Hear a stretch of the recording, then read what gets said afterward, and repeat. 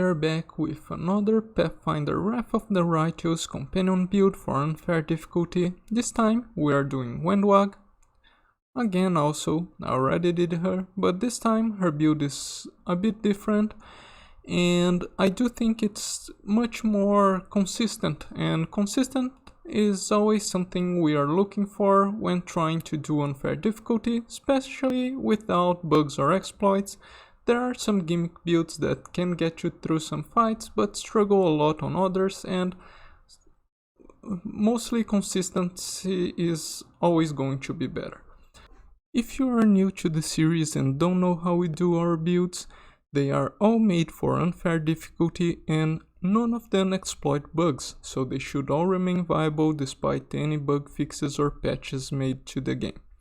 It's also worth mentioning that all my builds are tested from early to late levels. They are not made just for the sake of YouTube videos. I do them firstly for my own unfair playthroughs, and it's very important to me that they are actually effective at every level in the game, so I can actually get through with my playthroughs and not just remain the helm of theory crafting. Because this is a turn-based system but the game is real time with pause, sometimes builds don't go as I'd expect them, and that's why I think the testing is important, so I can both bring you the best builds and actually be able to beat the game on unfair difficulty, which is my main goal. With all that out of the way, let's get to our builds. So for Wenduag we went with just a classic ranged damage dealer build.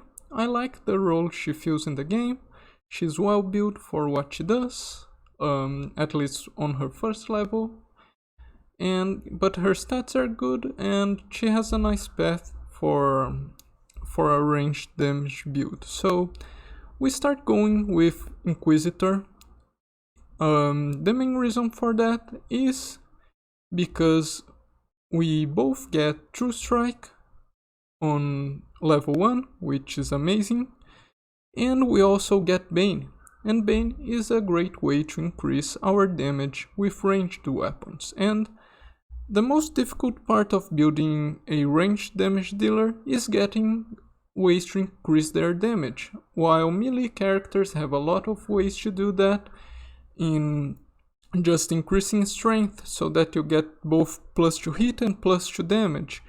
Ranged builds have a problem in that strength still is the stat that increases damage, but dexterity is what increases your chance to hit. So you are a bit torn between those two stats, and looking for different ways to increase damage, such as Bane, is something you should do on ranged builds.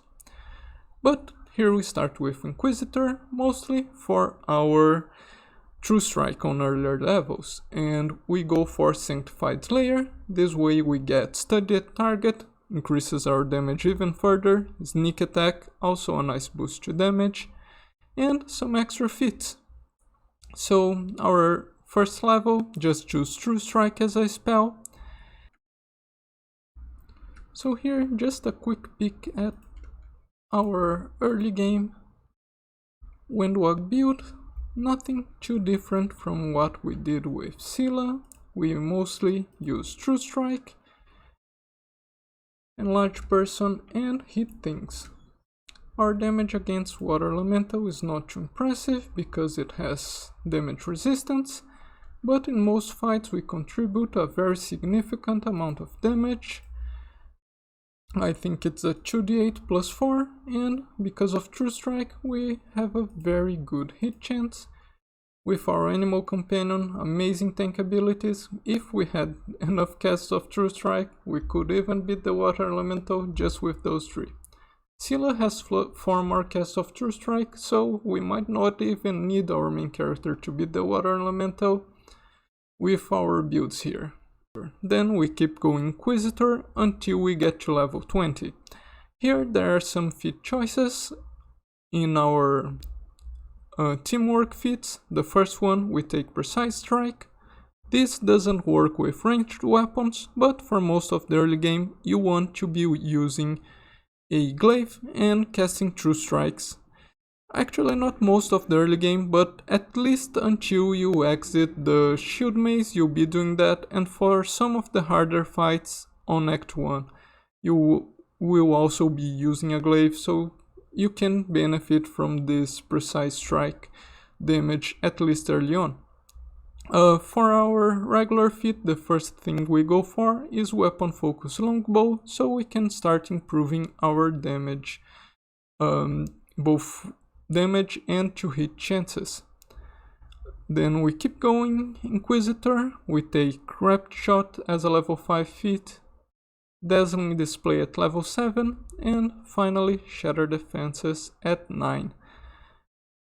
For our teamwork feats, meanwhile, we got Outflank.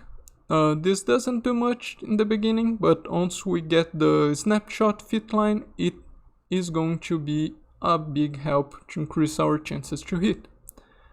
Then we get Shake It Off, just because there was nothing better to take, and Shake It Off is not bad.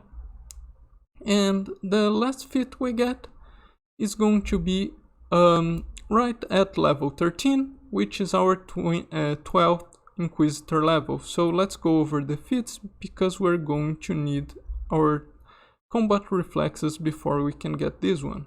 So here we took Many Shot as our bonus layer feat. That was right on level 9. Then we went with Improved Critical Longbow, and at level 13 we take Combat Reflexes. This way we can take at the same level Seize the Moment as a teamwork feat. Then this ends our Inquisitor levels, because the next level we would lose one base attack bonus, and we already got the main feature we wanted, which is Greater Bane, adding a bonus 4d6 damage to our weapons. So with Inquisitor done, we go to Fighter. This way we get some decent damage increases and also a lot of feats to choose from. Here we start with point blank shot we already had, and we start with Snapshot. With the Snapshot line we are able to threaten enemies just like melee characters do, so we can trigger bonus to flank when hitting, so we can trigger our outflank feat, among other things.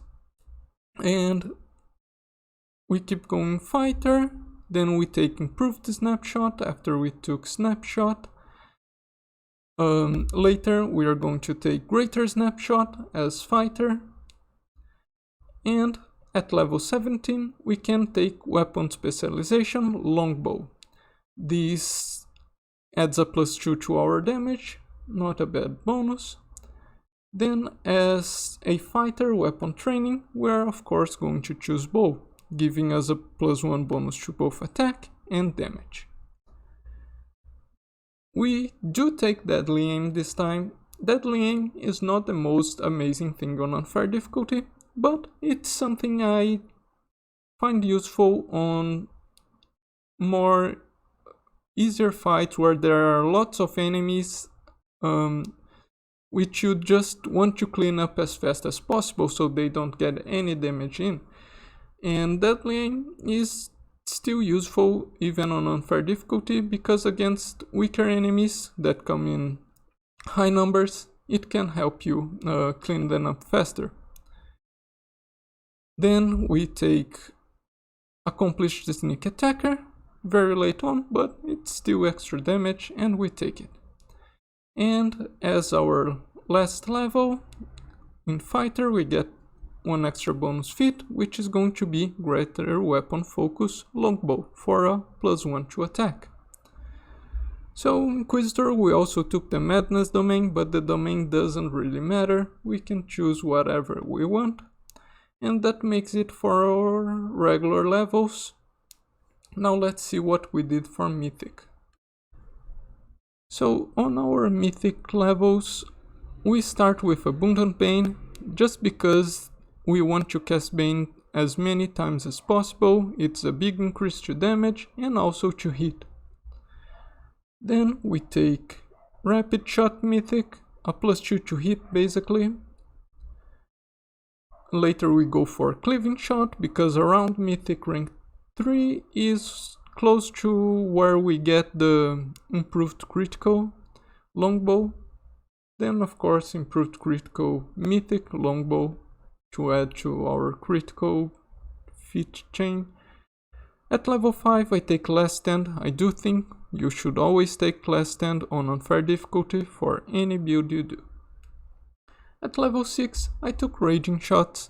I don't think it's the most amazing bonus to hit, but it is a bonus to hit and those are always welcome, so I took it. I do think it's better than point blank shot mythic. After taking a look at it, I took point blank shot mythic before raging shots on my last build, but I do think raging shots is better, especially at mythic rank 6. I don't think it's very good at lower mythic ranks, but at 6 it's already decent. Here we take ever ready. Because of snapshot, we are going to do a lot of attack of opportunities, and ever ready adds both a bonus chance to hit those attacks as well as a decent amount of damage to them. At level 8 we take weapon focus mythic longbow. This is after we get greater weapon focus, going to add to a total of +2 to hit, really nice bonus. At level 9 distracting shot, just because I think it's very useful, so our melee damage dealers can hit even their lower BAB iterative attacks. And at 10th we take point blank shot mythic, +1 to hit and 2 damage. Not too bad, but also not too good. As Inquisitors we get a couple of levels of spellcasting and a lot of decent options here. We start with True Strike, which is something we are going to use a lot early and mid game. We also have Divine Favor. After True Strike stops being too useful, Divine Favor is going to be our main spell, at least until we get to 4th level spells. At level 2 we get a line weapon, which can be useful, but not much here. At level 3 we get Prayer, which can help our party, and this way our cleric can use their slots for something else than Prayer.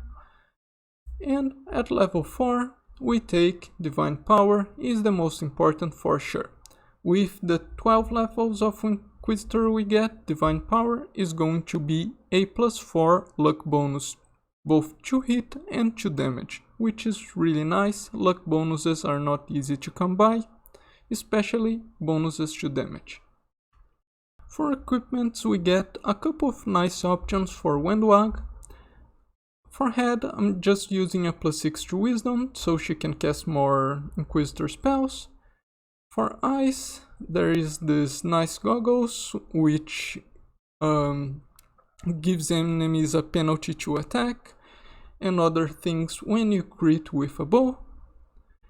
Blood Clarity is a nice cape, which makes you immune to mind affecting conditions when killing an enemy. I like it on damage dealers. I chose Wenduag, but really any damage dealer can do well with Blood Clarity. Merciless Shots, just a nice bonus to bow users, or actually any point blank user. Bracers of Breaching is getting higher and higher in my opinion every time I do more testing, because enemies do have low fortitude rolls. There are not that many enemies with high fortitudes, and the effects of Bracers of Breaching, although only triggering on criticals and needing enemies to fail a save, are pretty nice, and I don't think there are that many better options, so I use Bracers of Breaching. For Amulet, I'm using Quick Draw here. There's also a really nice one you can get in Winter Sun, which can give you bonus attacks, and you might want to use that instead of Quick Draw, which you get much later on. For armor, I'm using Tribal Scout's Hide, +6 force damage per attack whenever you are invisible. So when you get this, you really want someone to cast greater invisibility on you. Doesn't even matter if the enemy has true sight and can actually see you.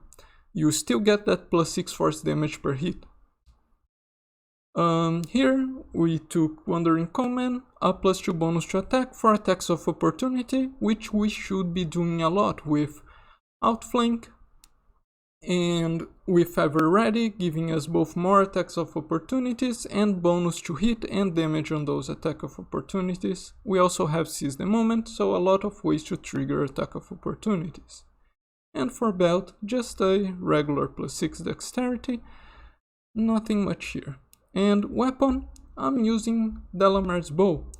It has a nice bonus on a failed fortitude save, which is entangled, and it has a holy property, which is an extra +2d6 damage against evil enemies. You get this super early on Act 3, and I know it's just a +2 enhancement, but you can just cast Greater Magic Weapon on Wenduag with someone else, and you can turn this in a +5, and it's a very solid weapon which you can use until the late game. This has been something I've been doing a lot on my testing, just looking for weapons which have good effects instead of high enhancement bonus, and then I just use Greater Magical Weapon, and in my opinion this has been a lot more effective than just waiting for late game loot, because there's a lot of very strong weapons on Act 3 and not that many options for weapons on Act 4 or 5 that are really better than those you already have. So I've been just using Greater Magical Weapon with lower enhancement bonus weapons which have good effects in them. Now let's take a look at how Wenduag does in combat. Of course I'm bringing Scylla here so she can tank for us, and Camilla so she can both keep Keko up and get some intimidates in. Not intimidates, demoralizing. So enemies will have a flat-footed AC from Shattered Defenses. So I'm also going to go for Bane Weapon here, and as you can see, she does decent damage. And yeah, enemies do not have the slightest chance of hitting Scylla because of Protective Luck. If you don't know what that is, check my Camilla build video. But here let's take a look at our chances to hit and our damage. So we're hitting for flat-footed AC. That is because we have Shattered Defenses and the enemy is shaken from Camilla's Demoralize. This is attack number 4 out of 5. Our base attack bonus is at a 12 here, so it's a -5. Our actual attack bonus is a 17, as you can see here, so even better chance. I had someone cast Heroism Greater on us, so that's where that +4 morale is coming from, but everything else, Studied Target, is a feature we have. The +4 luck from Divine Power is something we have. The +2 from Insight is from our necklace. And yeah, so mostly everything here is from things we have. I didn't even remember to cast Greater Magical Weapon, which would give us a +3 bonus. Oh no, I did remember here. But I cast with someone who didn't have full level of Greater Magical Weapon, so this way we get just a +4 from our Delamar's bow. If you actually cast with someone who is level 20, you'd have a +5 enhancement bonus with your Delamar's bow. And for our damage, it is okay. It's not something to write home about, but it is decent. There are still some bugs with Bane Weapon and Holy Weapon, unfortunately, which increase our damage more than it should. Here you can see we are triggering other instances of damage, and with those other instances of damage, both Bane Weapon and the Holy Weapon from our Delamar's bow are triggering again, and there's nothing much we can do to avoid that bug. only if we were to avoid this class altogether, but this is a bug that is in the game since Pathfinder Kingmaker, and I really hope they do fix it. We should be doing 12d6 less damage here because of this bug, and 12d6 equals to about 40 extra damage, so here we are doing a total of 100 and something. It should have been around the 70s, our actual damage, but it's still decent damage. We get a lot of attacks, we don't have haste here, which could give us an extra attack, and there are some other ways to get extra attacks on unfair late game. There's an item that can give you a +2 extra attacks, but most of our damage is actually coming from our attacks of opportunity with outflank and seize the moment, which get a bonus from ever ready, and when we factor in those attacks of opportunity coming from other party members, our damage increases by a lot. So here, let's just finish off this fight, but as you can see, we are decently effective in dealing with enemies. I don't think that one can be shaken, but yeah, as you can see, decent damage. I also forgot to cast True Seeing, that's why we are seeing a lot of misses due to concealment up there. But yeah, this is it for our Wenduag build. It's a decent ranged damage dealer, but nothing too special really. Still, a strong build with Bane weapon especially. You can do a very decent amount of damage. Unfortunately more than you should because of the bug, but let's just all send a bunch of bug reports to Owlcat and hope they finally fix it all those years after Pathfinder Kingmaker. But this is it for our build video, and until the next one, I hope you have a good time.